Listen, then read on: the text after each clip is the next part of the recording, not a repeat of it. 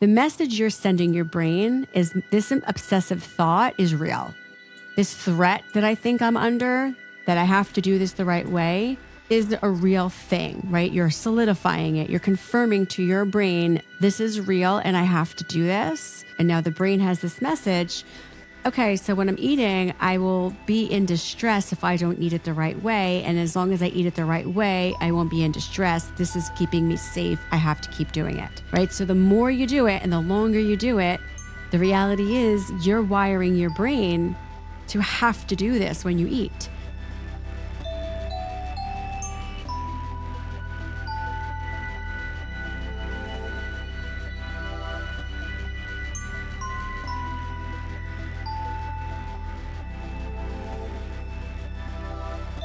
Hey, pod people. Welcome to this week's episode of Why Do People Do That? We are so excited to start off our new segment of Why Do I Do That? Where we have people, our audience, come on and ask us, why do I do that? So that we can dive in, dig, and learn about all of the different areas of mental health, different issues and emotions and things that pop up.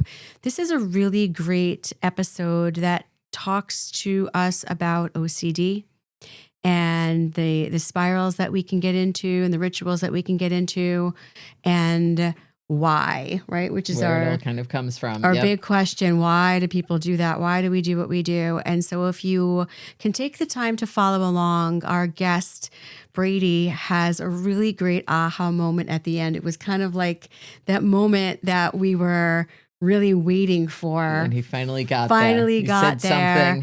And do you see? Yeah, there it is. I think that's what I said. There it is. Because the reality is we sometimes think we don't know the answer, but with the right guidance and with the right exploration and the time and the tools, we can get there. And we hope that he takes the time to continue on his healing journey. And we hope his story can help you. So join us.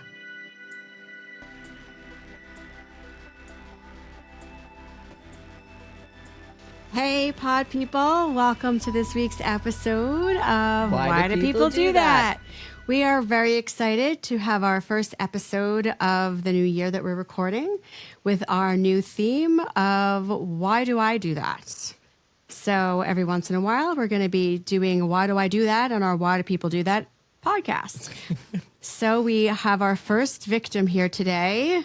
No, he's an extra special guest. He's our extra special volunteer guest who volunteered to come on our show and ask the question, why do I do that? And so we are looking forward to this conversation where you can kind of share, get a little bit personal, and help us help you in a way that then helps everyone that's listening and watching. So being that you're here speaking to Heather and I, two social workers, what is it that you want to ask us with regard to why do I do that? I've got a couple what I think are weird, quirky ones. Like the first one I've done my whole life, and I don't know why. So what I do is if I have like a sandwich or anything like that, a burger or whatever, I'll assemble it, put it all together, take one bite, and then I have to disassemble the entire thing and eat it piece by piece, one at a time. And it's very strategic. I go like bread and veggies first, then like if there's cheese or something on it, and then like I'll eat the meat last. Why? Exactly why do I do that? Well, just sandwiches? I've got so many questions that are not really important, but just I need to understand more about this. Even on hot dogs. No pun intended. Even hot dogs too. But if it's like a burrito, no. But if it's a hot dog or any type of sandwich that requires 2 pieces of bread, or if you consider 2 pieces of a hot dog bun, yeah, I do that the same. Are there spreads on here? Are we mayo, mustard, hummus, anything? So. Yep. Okay. Specifically the hot dog, I'll take one bite, roll it in the bun, and then pull it out. And then I'll eat the bun and then the hot dog.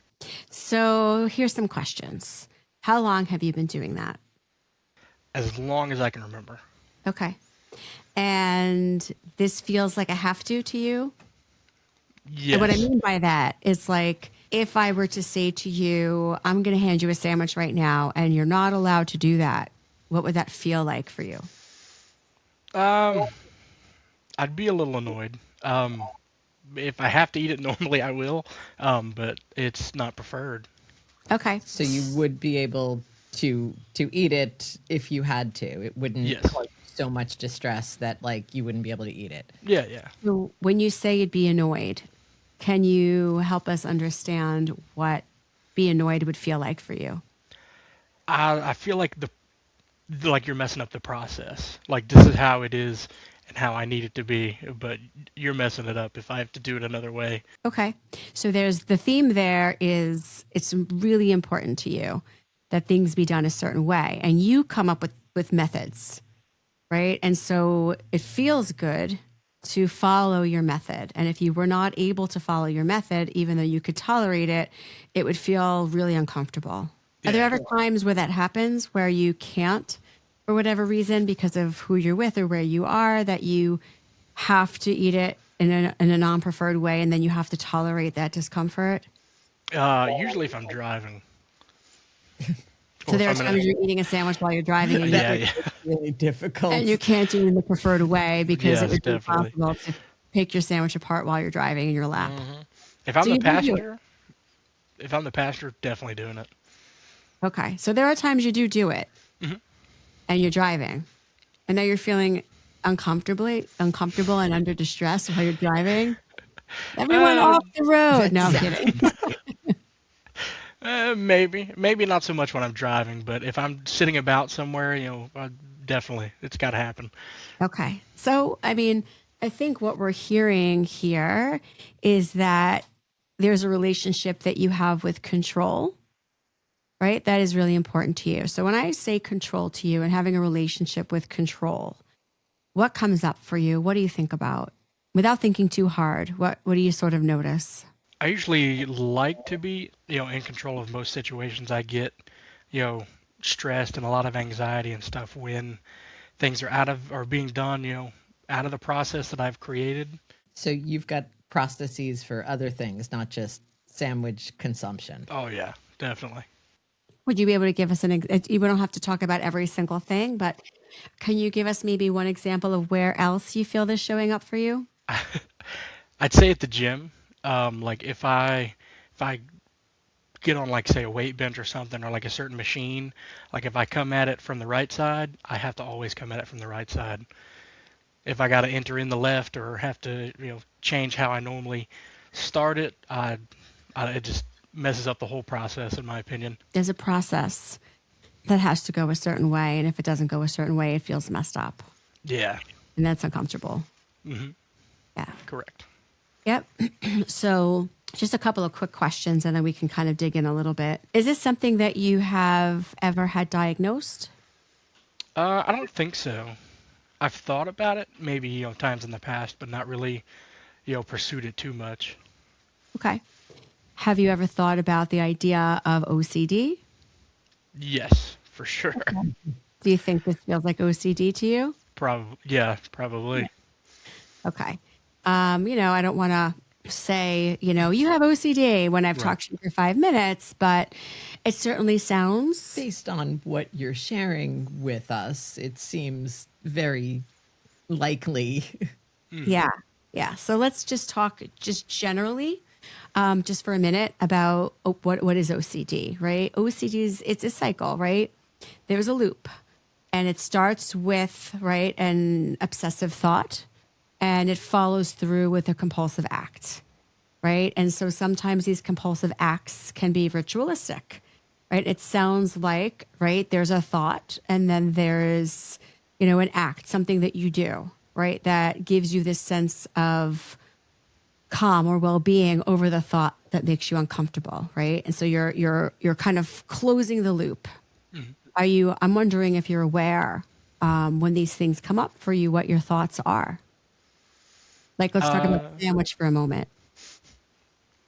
mm, I don't know if I really think about it a whole lot, but most of the time, but like, because most of the time I'm just on my own, and there's no one to mess up the process. You just do it. Yeah.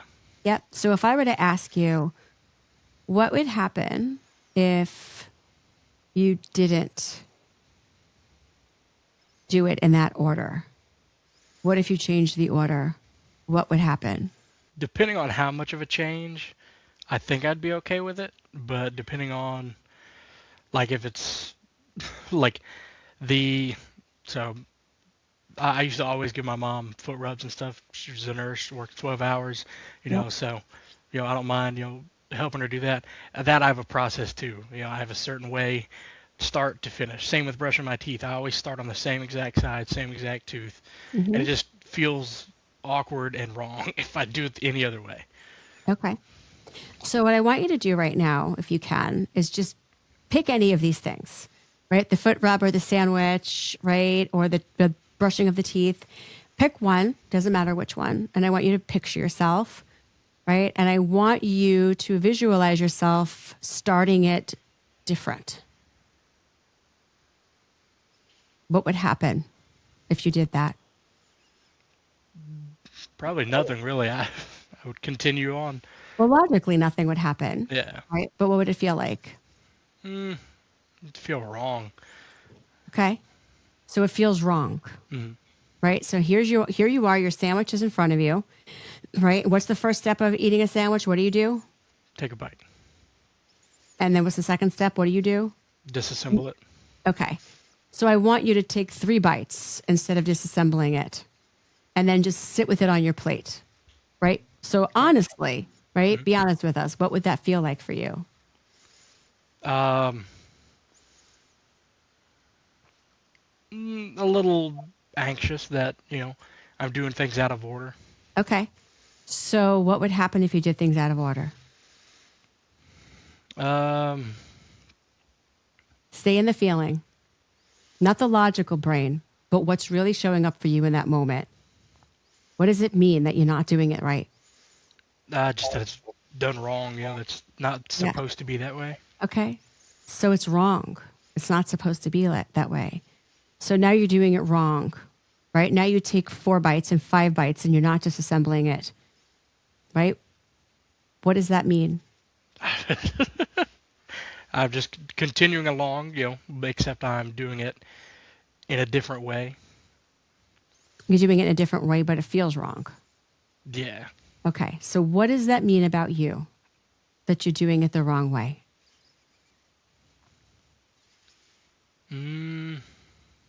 That I feel like things have to be done a certain way or else it's Hmm. wrong.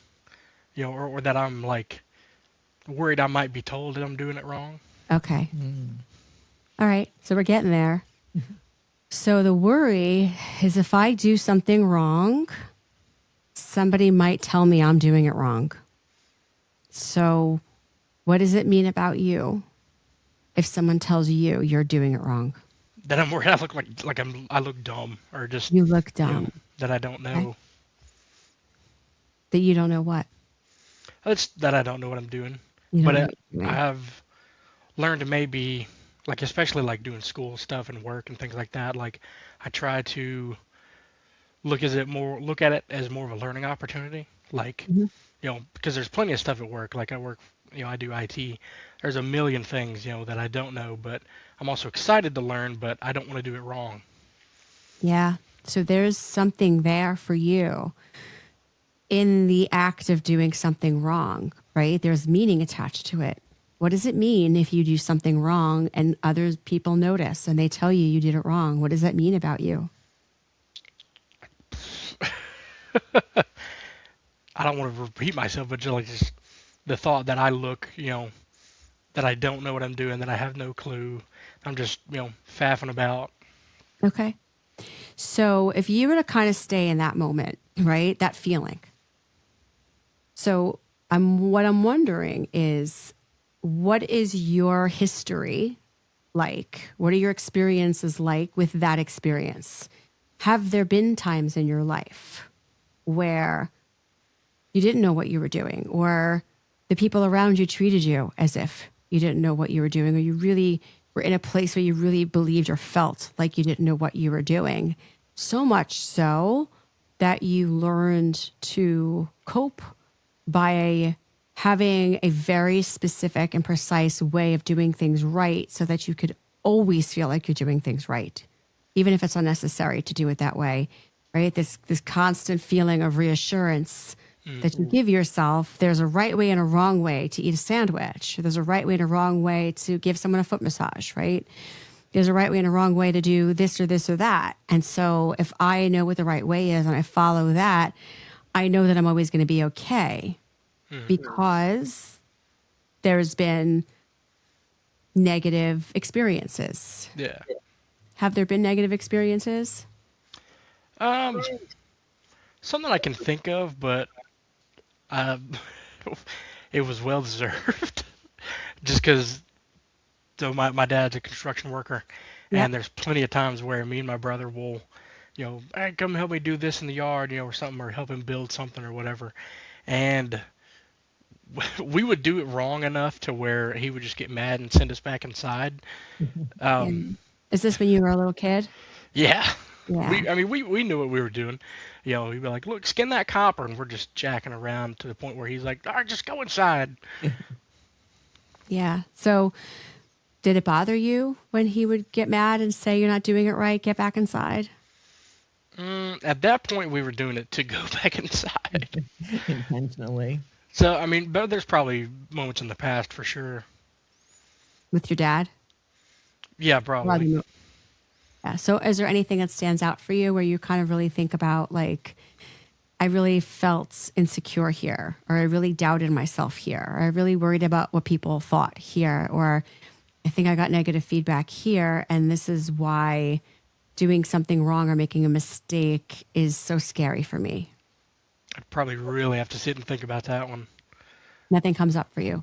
Not immediately. Okay.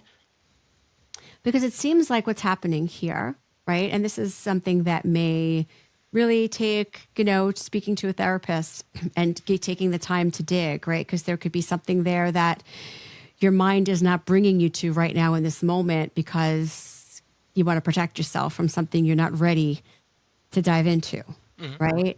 What's happening here, right, is you've created this defense mechanism, right? I am afraid of looking dumb. I'm afraid of looking like I don't know what I'm doing. And in order for me to feel safe, I have to have everything planned out in a very specific, precise way in order to make sure I'm doing it right. And if I am not doing things in the order that I have devised that tells me this is the right way, and so I know I'm not going to look stupid and I'm not going to appear that I'm doing something wrong, or others are not going to look at me and be like, oh, what is this guy doing? He doesn't know what he's doing, right? I'm protecting myself and I'm keeping myself safe. And the moment I veer off of this and I don't do it the right way, then that means I'm making myself vulnerable to the idea that I could be put down or ridiculed or looked upon badly, right? And so part of it is like a nervous system issue, right? That's kind of like, you said you've been doing this for as long as you can remember, which means this goes back to when you were very young, like being a little kid, right? It means that your whole life, there's been this fear of doing things wrong and looking stupid or feeling dumb. The word you used was dumb.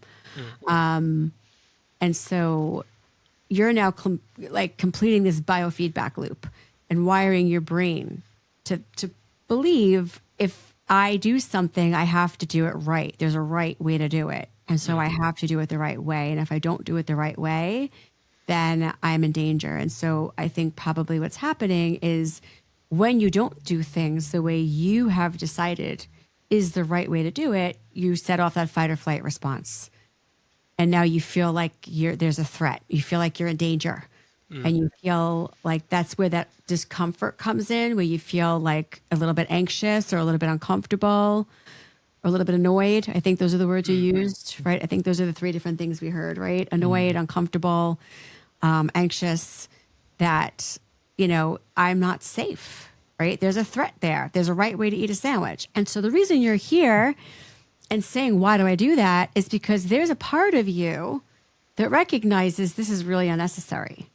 I shouldn't have to eat a sandwich like this, right? I know logically nothing is going to happen to me if I just eat the sandwich, right? Your present adult self knows, right? Yeah. But there's a little child, there's an inner child that started doing this at some point in your life.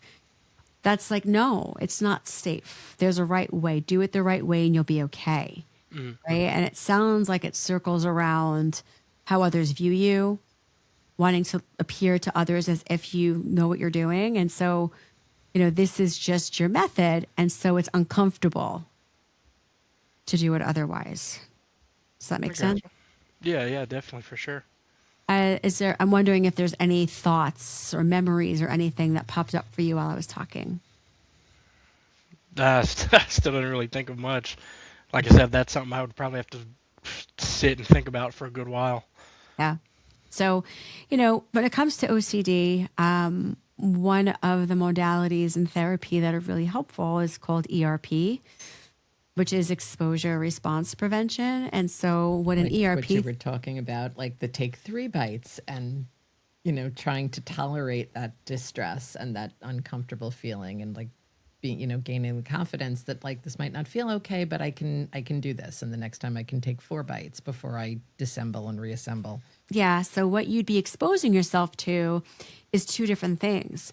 You'd be exposing yourself to both the idea of not eating it a specific way and just eating the sandwich, saying, I'm not going to just take it apart. I'm going to just eat the sandwich. And also, you're exposing yourself to the meaning behind it. And so, what we've uncovered in our conversation is that the meaning behind it is I might look dumb or I might look like I don't know what I'm doing if I don't do things the right way. And so you'd first be exposing yourself to the actual act of eating the sandwich and sitting with and tolerating the distress of not doing it right. But you'd also have to expose yourself to the acceptance of sometimes I might not do something right. Mm-hmm. And that's okay. Like, can I be okay with the idea that I'm not always going to do things the right way? And this obviously isn't just about a sandwich, Mm-hmm. right? It must show up for you in other places too. The fear Probably. of not doing something right. Yeah. Right. So I think what would help you going forward is to kind of work with somebody on really getting to the bottom of where the fear, right? Is there a trauma there, right? That happened for you early on, that really made you feel so much like, and it could have something to do with your dad since you brought that up.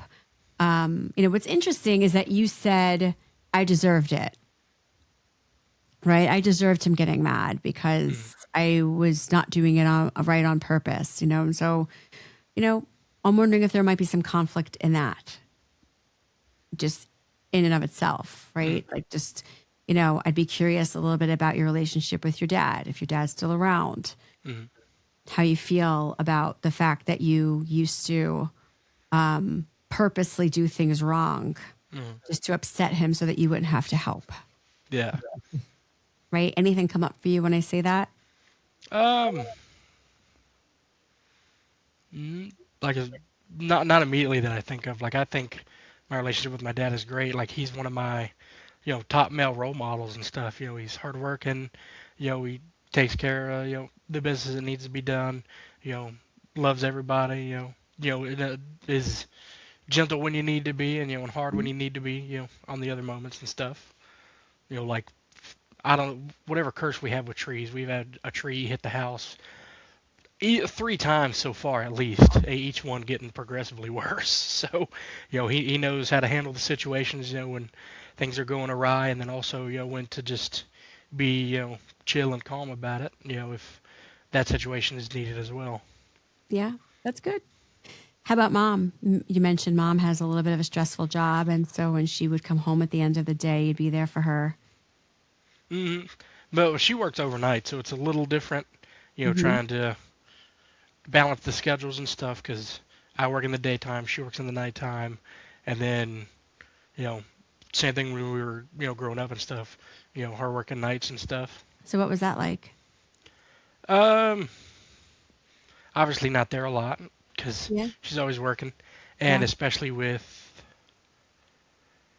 oh Lord, how long? I mean, she had, because I remember helping change my sister's diapers because she was in nursing school at the time. So I remember stuff like that. Sounds like you had to help out a lot. Yes, definitely, for sure. Cook a lot, clean.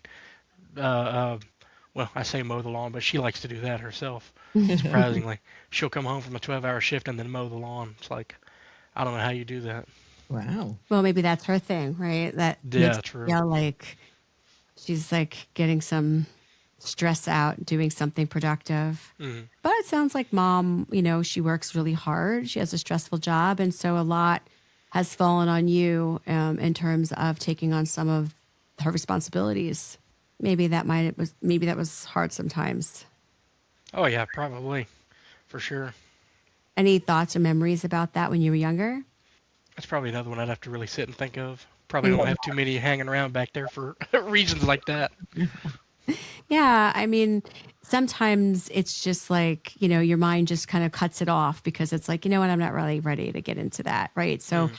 those are definitely things I would explore a little bit. If you were to, delve into therapy, I would explore, any thoughts or feelings that might be lingering about, the fact that your dad was looking for help and you didn't really want to help him, but your mom needed help and you stepped up and did a lot for her, taking on the responsibility of taking care of baby siblings and doing things around the house and all of that stuff, right? That's a lot. Right? It seems like you felt like for mom, you really had to do that. And for dad, maybe you didn't have to so much. And so you didn't, but he would ask you to sometimes, right? But it was like, Mm. I don't want to. But when mom needed you, you felt more like you needed to show up for her, right? Maybe she kind of gave you this vibe where she needed it more than your dad did. That makes sense? Mm, yeah. Yes Okay. and no, kind of. Because there's other times where, like, now she's just like, don't touch it. I'm doing Oh, is there a right way to do it? it. I'll do that too. uh, some of the other stuff, like dishes and stuff, like, it just gets done. Yep.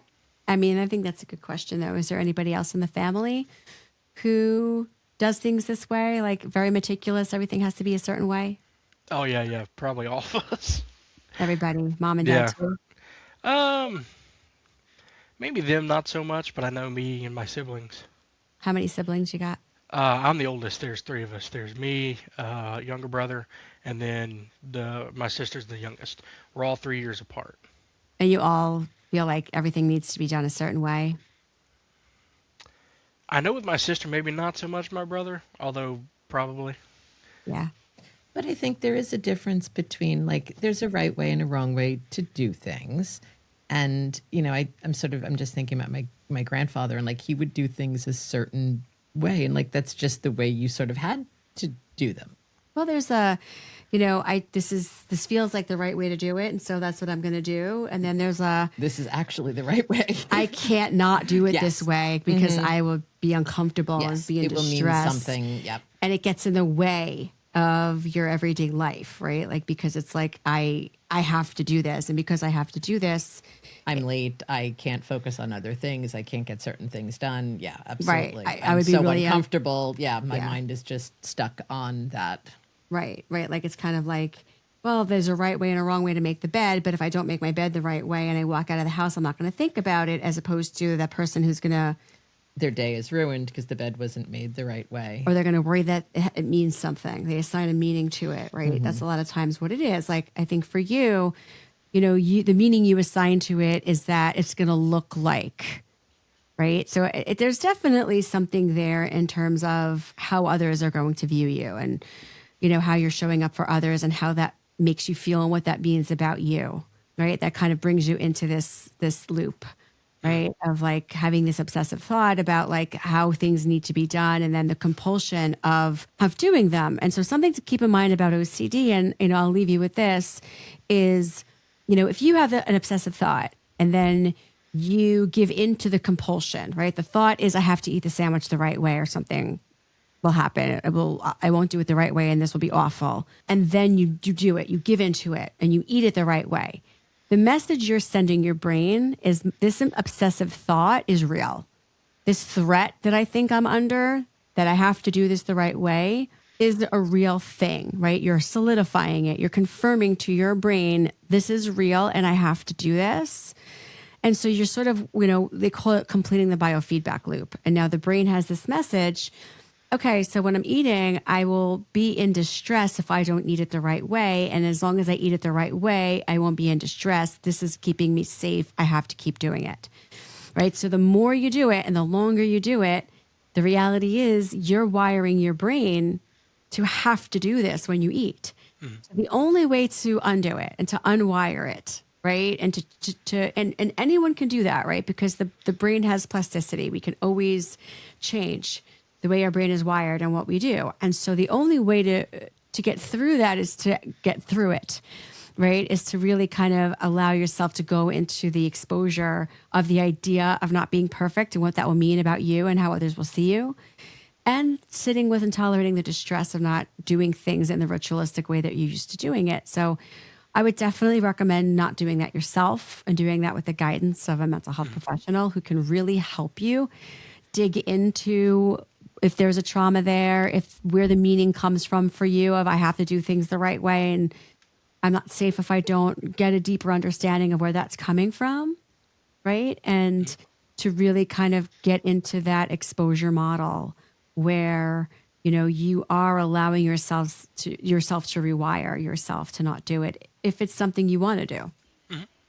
Right? You took the time to come on here and ask about it and wanted Right. to understand yourself better. Right. So I'm wondering if maybe you do want to you're at a point in your life now where you're like, I kind of do want to get a handle on this because maybe it gets in the way sometimes with all I these would. different things that show up. True. True. Yeah. So I'm wondering if you have any other thoughts or I questions. do. I have a Yeah. good couple other ones. I've got Uh, a list. I try. I try to have a good list. This one goes to like, so I've been going to the gym, tracking everything I eat and stuff recently, and on and off for a long time.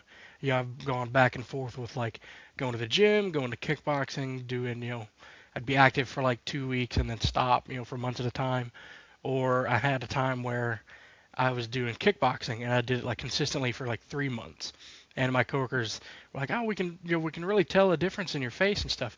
I stopped doing everything after that.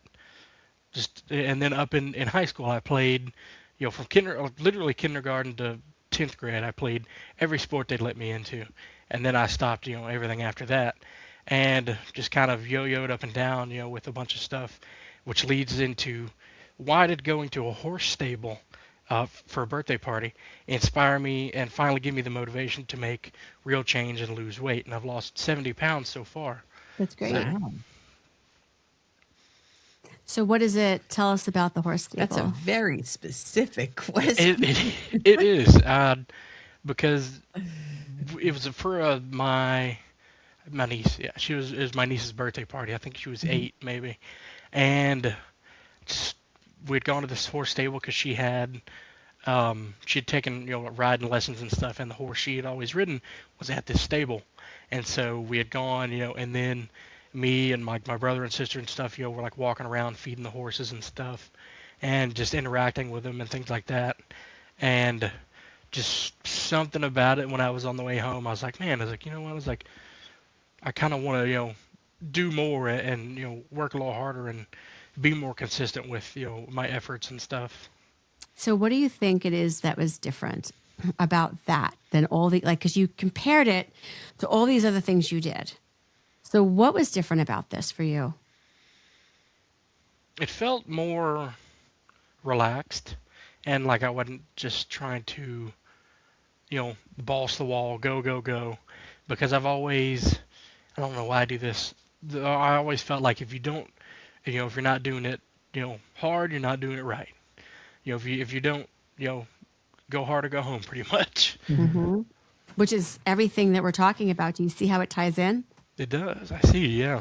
Yeah. So all these other things that you were not able to follow through with were things that fell into the realm of you do it the right way, you don't do it at Hmm. all or nothing, which is so stressful. It's so hard to follow through and maintain all or nothing. right? Either have to do it right or I can't do it at all. Mm.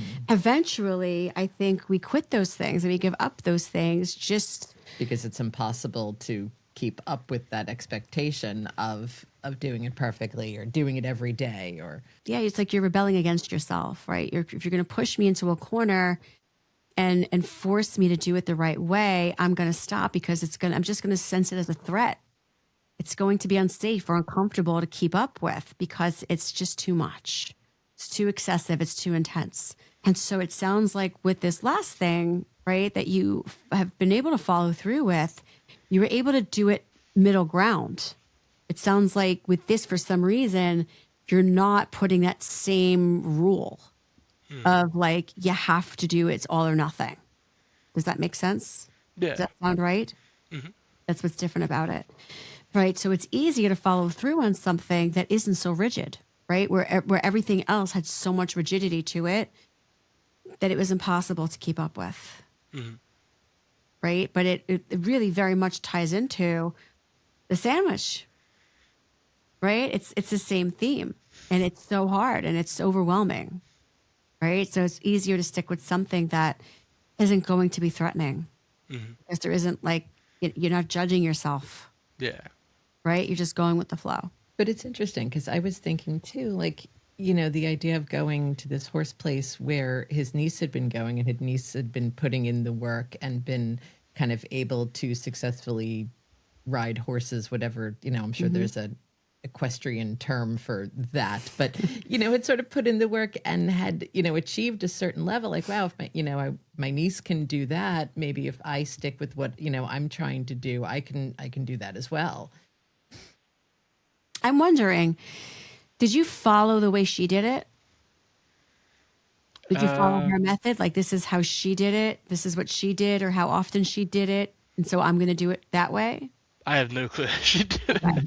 I just know I she was was just taking. wondering, like, were you Yeah, yeah. following her lead and she was more middle ground with it, and that felt like the right thing to do, and so it's worked. But you Doesn't know, sound like that. Yeah. yeah, it sounds like Yeah. for some reason with this thing, you allowed yourself to go at a pace that wasn't like, I have to do this right. Mhm. I wonder why. I wonder what made this different, where it wasn't like go hard or go home kind of thing. It's a great question. And I mean, I just started with like, I bought some kettlebells from Five Below for like $10, and I would just do workouts in my room, and I bought some the workout bands and stuff, and I'd mount them to my door, and I would just do stuff, every day, Hmm. and I would track it and everything. And then now, I'm in the gym 4 or 5 days a week, most of the time, and I'm still tracking all that too. I've lifted almost 1 million pounds so far Wow. since April. So, It's great. Wow.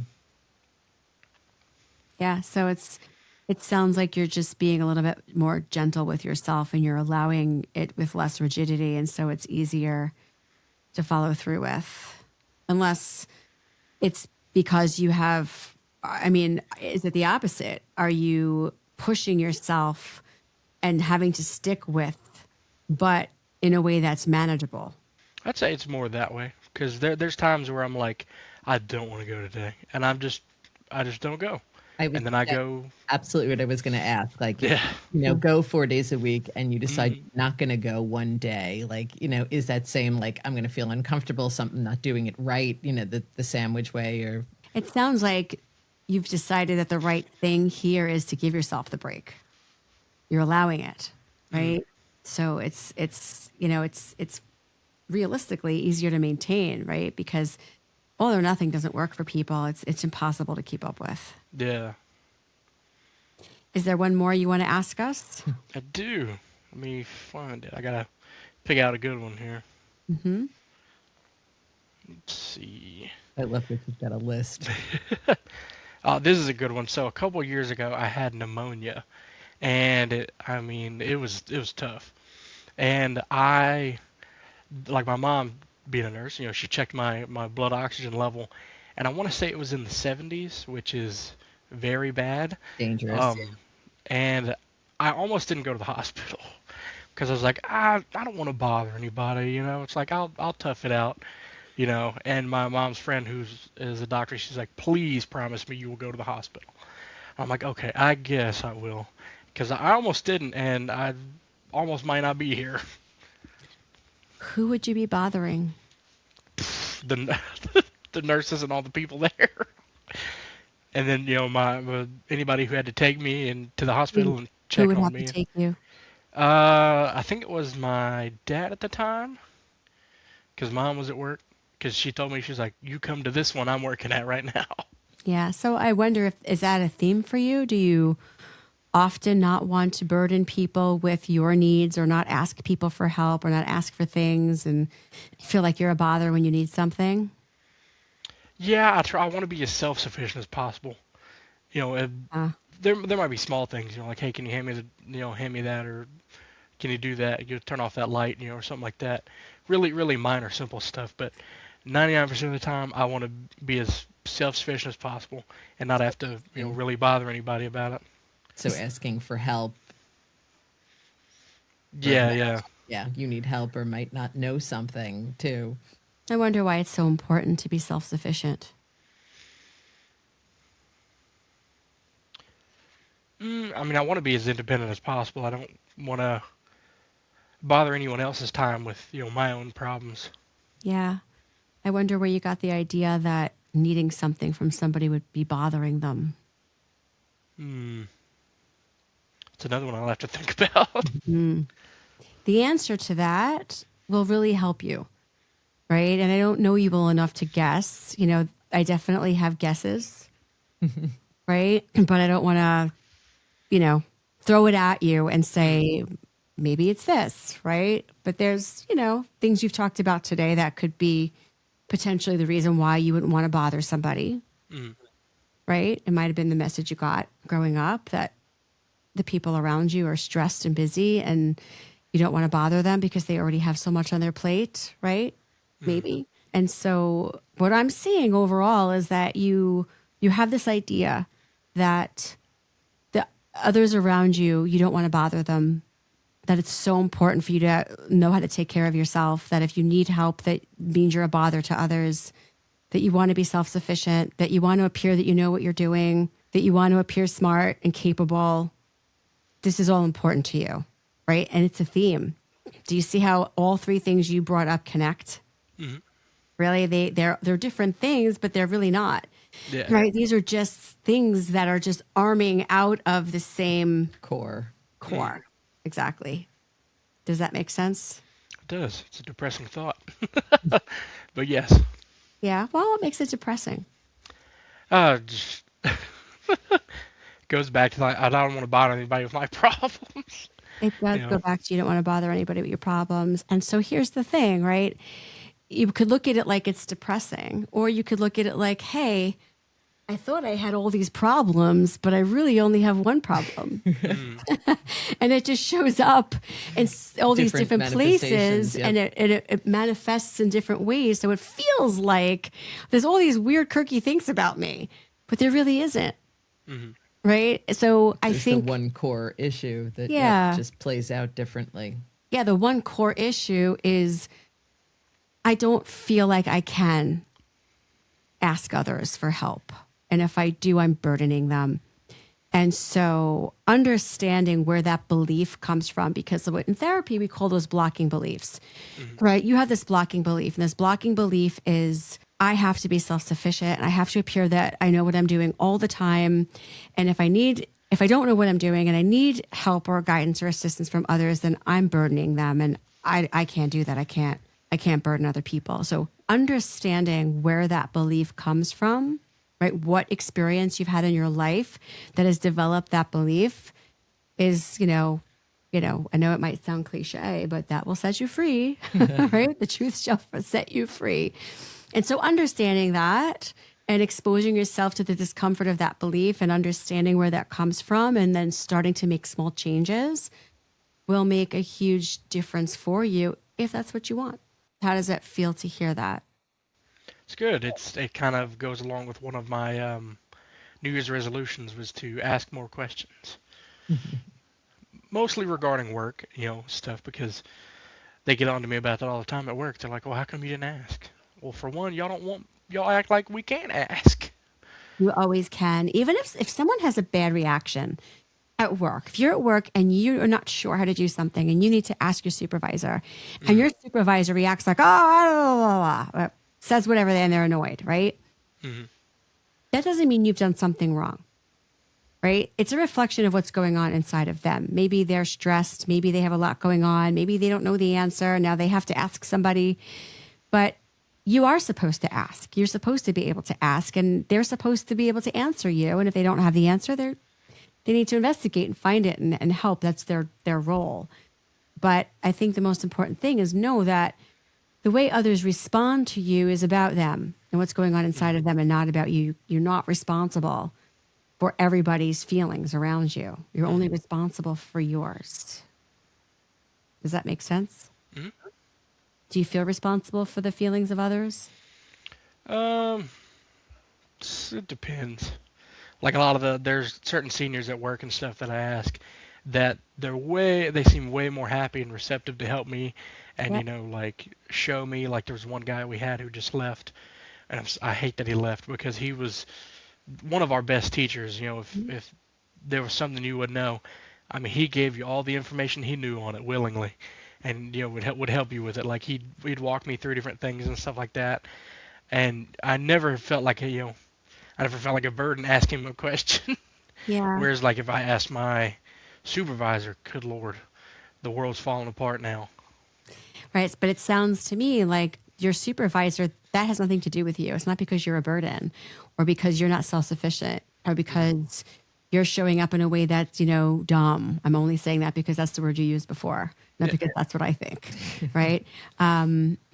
This is about them, right? It's so important to work on not internalizing how other people act Hmm. and really just kind of take a step back and see them with clarity and be like curious about it. Like, that's interesting, Hmm. right? Look at how he reacts to a simple question that I ask him as my supervisor, right? He should Hmm. be able to handle being asked a question. It's unfortunate for him that he can't.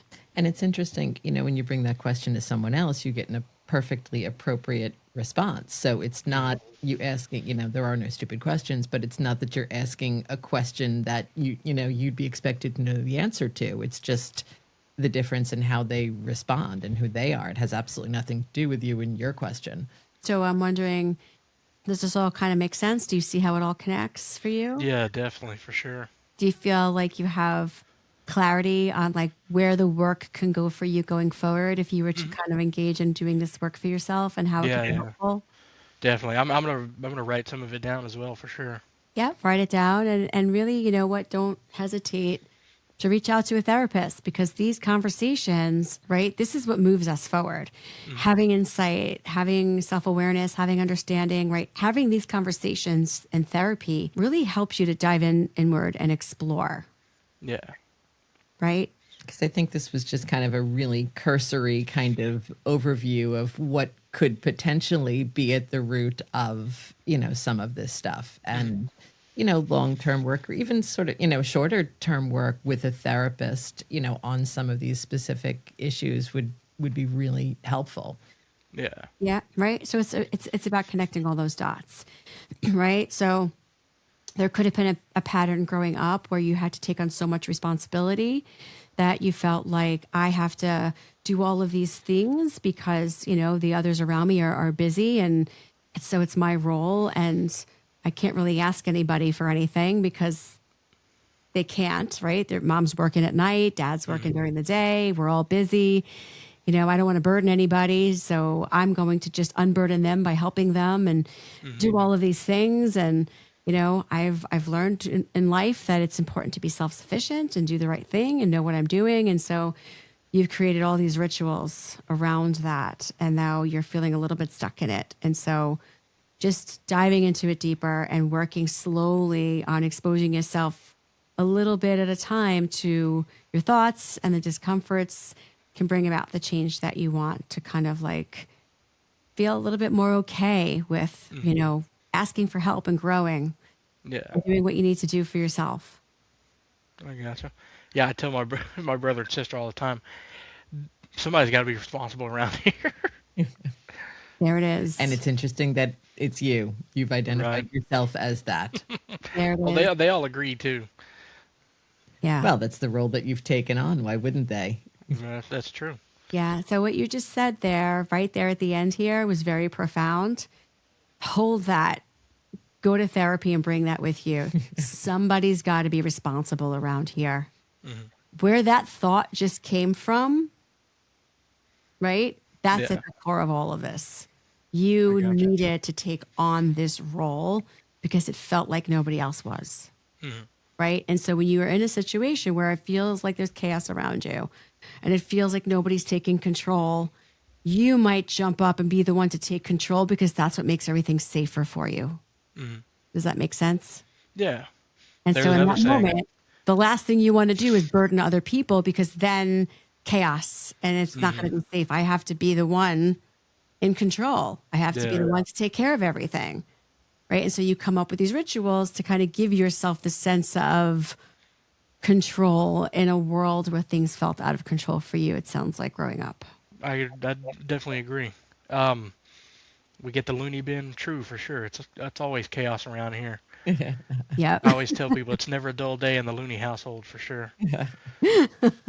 I just love that that is your name. It's incredible. Thank you. But you know what? You're going to create a whole new meaning to the word loony, right? It's going to be empowerment. It's going to be strength.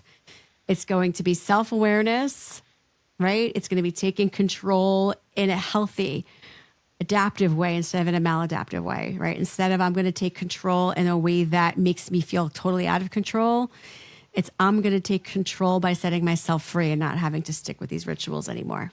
Okay. Wow. Right? So you've set yourself off to a good start. Yes, We indeed. appreciate so much you coming on here and being our first guest in our Why Do I Do That series. Thank you for having me. Allowing us to pick your brain a little bit. Yeah, I think that I hope anyway that this was helpful for you and that it will be helpful for anybody listening who might feel like this stuff really resonates for them. And I have a feeling this kind of stuff resonates for a lot of people because whether you realize it or not, you came on saying I do weird, quirky things. The reality is this stuff is way more normal than you think. Yeah. And very common.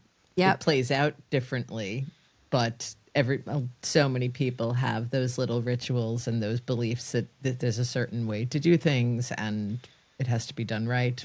Yep. It's a defense. It's a human defense mechanism. It is so common and normal. Right. So it's so important to know that. All right. So thank you so much for being Thank here. you so much for Thank joining you. us. Yep. Glad We to hope be this here. was helpful and we appreciate you so much. Yes, ma'am. Thank you. Yep. So I guess we'll end there. Yeah. Thank you, pod people, for coming on and listening to Brady's story and being so brave and sharing his personal stuff with us in a way that can really help us learn. And maybe somebody out there listening moved them forward a little bit and really helped them. And so we've helped you and we've helped, who knows who else. And so that's what this is all about.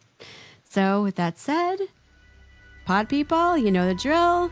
YouTube, Spotify, iHeartRadio, Apple. Yep. That was it. All the places. You took my iHeartRadio. I'm so sorry. I wasn't thinking. So right Follow way to us, do it. like, subscribe, all those good things. Yep. And if this is something that would be helpful to someone you know, please share it with them. Yep. Right? Share it forward and let somebody learn. All right.